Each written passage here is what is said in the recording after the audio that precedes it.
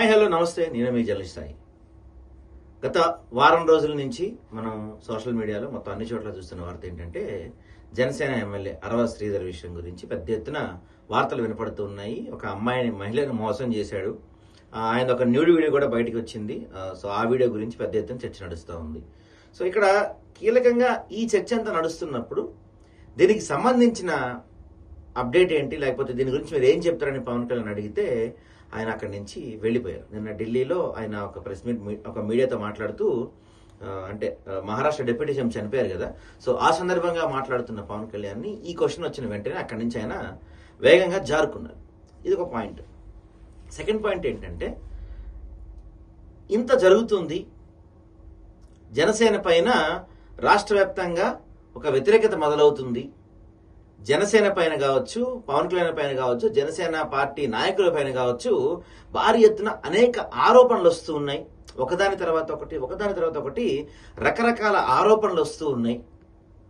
అధికారం చేపట్టి ఇంకా పూర్తిగా 2 సంవత్సరాలు కూడా పూర్తి కాకముందే ఓన్లీ ఈ 2 ఏళ్లలో జన సైనికుల మీద, జనసేన నాయకుల మీద, జనసేన ఎమ్మెల్యేల మీదే వరుసగా ఇలాంటి వార్తలు ఎందుకు వస్తున్నాయి? ఇక్కడ ఈ విషయాన్ని చాలా క్లియర్గా ఆలోచించాలి. ఎందుకంటే పవన్ కళ్యాణ్ ఇప్పుడు ధృతరాష్ట్రుడి కౌగిల్లో ఉన్నాడు. ఆ విషయం ఆయన గుర్తించట్ల. కనీసం ఆ జన సైనికులన్నా గుర్తించాలి. ధృతరాష్ట్రుడి కౌగిలించుకున్నప్పుడు బాగానే ఉంటుంది, కానీ వెనకాల నుంచి కత్తితో పొడుస్తూ ఉంటాడు. పూర్తిగా ప్రాణం పోయిందాకా తెలియదు ఆ కత్తిపోటు మనకి. ఇక్కడ అదే కనిపిస్తుంది మనకి. గతంలో జనసేన నాయకురాలు కోట వినుత విషయంలో కూడా ఆమెను బెదిరించింది కానీ, లేకపోతే ఆ మర్డర్ చేయించింది కానీ, ఆ మొత్తం మీడియాకి లీక్ చేసింది కానీ, ఇవన్నీ కూడా టీడీపీ నాయకుడు అని చెప్పి పెద్ద ఎత్తున వార్తలు వచ్చాయి. అప్పుడు కూడా టీడీపీ నుంచి ఎవరు మాట్లాడలేదు. టీడీపీ నాయకులు కానీ, టీడీపీ ఎల్లో మీడియా కానీ ఒక్కళ్ళు కూడా జనసేనకి సపోర్ట్గా ఎవరు మాట్లాడలేదు. ఆ తర్వాత జానీ మాస్టర్ విషయంలో కానీ, లేకపోతే ఆ తర్వాత మొన్నటికి మొన్న కాకినాడ ఎంపీ విషయంలో ఆయన కొన్ని ఫ్రాడ్స్కి పాల్పడుతున్న వచ్చిన వార్తల్లో కావచ్చు, లేకపోతే పౌర సరఫరాల శాఖ విషయంలో నాదెండ్ల మనోహర్ శాఖలో భారీ ఎత్తున అవినీతి జరుగుతున్న విషయంలో కావచ్చు, లేకపోతే పవన్ కళ్యాణ్ సీసెస్ ఇప్పన్నాడు కానీ ఏం చేయలేకపోయిన విషయంలో కావచ్చు, పవన్ కళ్యాణ్ శాఖల్లో కూడా భారీ అవినీతి జరుగుతుంది, పవన్ కళ్యాణ్ చూస్తే చేతులు కట్టుకొని కూర్చున్న విషయంలో కావచ్చు, ఇప్పుడు ఈ అరవ శ్రీధర్ విషయంలో కావచ్చు, జనసేనకి ఎక్కడ టీడీపీ నాయకులు కానీ, టీడీపీ కార్యకర్తలు కానీ, టీడీపీ మీడియా కానీ ఎక్కడ కూడా జనసేనకి ఎందుకు సపోర్ట్ చేయడం లేదు? అసలు స్కిల్ స్కామ్ కేసులో చంద్రబాబు అరెస్ట్ అయితే టీడీపీ నాయకుల కన్నా ముందుగా, టీడీపీ కార్యకర్తల కన్నా ముందుగా, అందరికన్నా ముందు స్పందించింది, అందరికన్నా ముందు అండగా నిలబడింది పవన్ కళ్యాణ్ కదా. ఇప్పటికీ కూడా ఇప్పటికైనా టీడీపీ మీద ఏదైనా అవినీతి ఆరోపణ వచ్చినా, అమరావతి విషయంలో కేవలం నిధులు దోచుకుంటున్న ఆరోపణలు వచ్చినా, ఇలాంటి ఏ ఆరోపణలు వచ్చినా కూడా అందరికన్నా ముందు స్పందిస్తుంది పవన్ కళ్యాణే కదా. టీడీపీకి ఏదైనా కష్టం వస్తే అందరికన్నా వచ్చి ముందు నిలబడుతున్నాడు పవన్ కళ్యాణ్.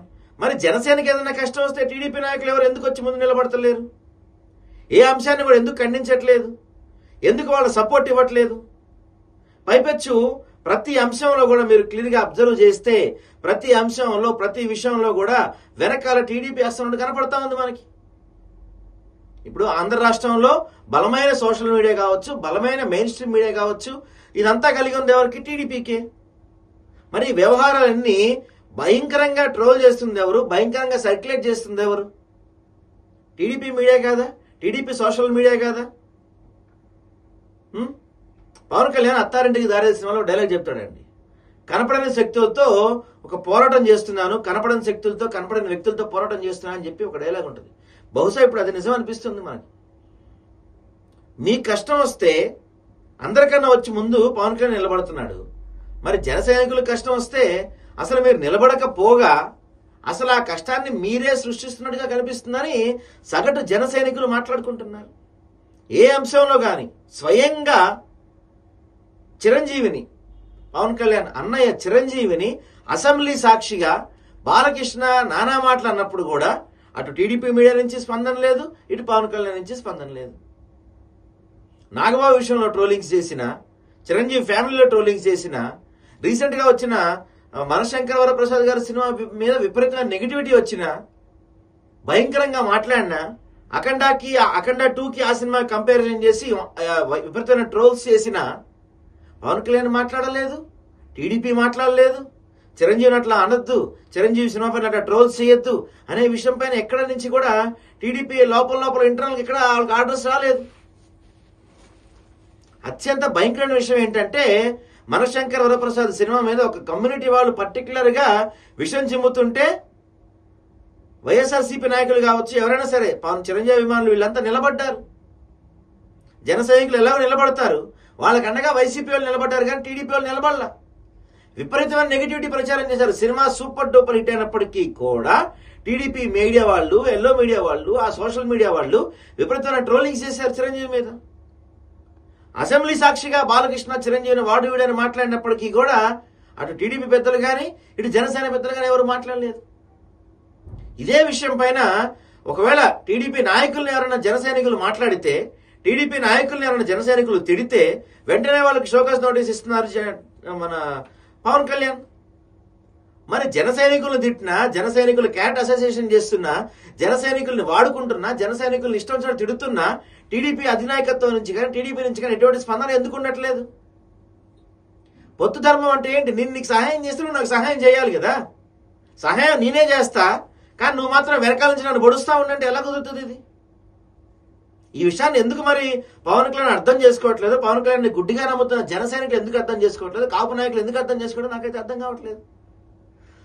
ఈ 2 సంవత్సరాల్లో, కూటమి అధికారంలోకి వచ్చిన ఈ 2 సంవత్సరాల్లో జనసేన నాయకుల వీడియోలే బయటకు వస్తాయి, జనసేన నాయకుల మీదే పోక్సో కేసులు అవుతాయి, జనసేన కామసేన అని చెప్పి మాట్లాడతారు, జనసేన మీదే విపరీతమైన ట్రోల్స్ వస్తాయి. చిరంజీవిని ట్రోల్ చేస్తారు, పవన్ కళ్యాణ్ని ట్రోల్ చేస్తారు, చిరంజీవి ఫ్యామిలీలో ఆడవాళ్ళని ట్రోల్ చేస్తారు, చిరంజీవి ఏం మాట్లాడిన దాన్ని పట్టుకొని ట్రోల్ చేస్తారు, పవన్ కళ్యాణ్ ఏం మాట్లాడినా ట్రోల్ చేస్తారు. ఇవన్నీ చేస్తుంది ఎవరు? చేపిస్తుంది ఎవరు? ప్రతి దాని వెనక కూడా టీడీపీ హస్తం ఉంటుంది కదా. ప్రతి వెనకాల కూడా టీడీపీ నాయకులు ఉంటున్నారు కదా. మరి వాళ్ళలో ఒక్కరికైనా టీడీపీ ఇంతవరకు నోటీస్ ఇచ్చిందా? వాళ్ళలో ఒక్కరైనా టీడీపీ పార్టీ సస్పెండ్ చేసిందా? ఎందుకు మరి? అంటే క్లియర్గా స్పష్టంగా మనకు అర్థమవుతుంది ఏంటంటే ధృతరాష్ట్రుడి కౌగిల్లో పవన్ కళ్యాణ్ చిక్కుకుపోయాడు. చంద్రబాబు సపోర్టుగా ఉంటున్నట్టే ఉంటున్నాడు కానీ వెనకాల నుంచి కత్తితో పొడుస్తున్నాడు. ఈ విషయాన్ని జనసైనికులు అర్థం చేసుకోవాలి. దాంతోపాటు పవన్ కళ్యాణ్ గారు మీరు కూడా వాళ్ళ కష్టం వస్తే ఊగిపోతారు, సవాళ్ళు చేస్తారు, ప్రతి సవాళ్ళు చేస్తారు. మరి మీ పార్టీకి ఏదైనా ఇబ్బంది వస్తే ఎందుకు తప్పించుకుని వెళ్ళిపోతారు? జానీ మాస్టర్ అంశంలో కానీ, కోట వినూత అంశంలో కానీ, అరవ శ్రీధర్ అంశంలో కానీ స్పందించాల్సిన మీరు జారుకుంటున్నారు ఎందుకు? ధైర్యంగా చెప్పే సమాధానం ధైర్యంగా చెప్పే దమ్ము లేకనా, విషయం లేకనా, వీలుగాకనా అనే అంశాలన్నీ కూడా జనసైనికులు మాట్లాడుకుంటున్నారు.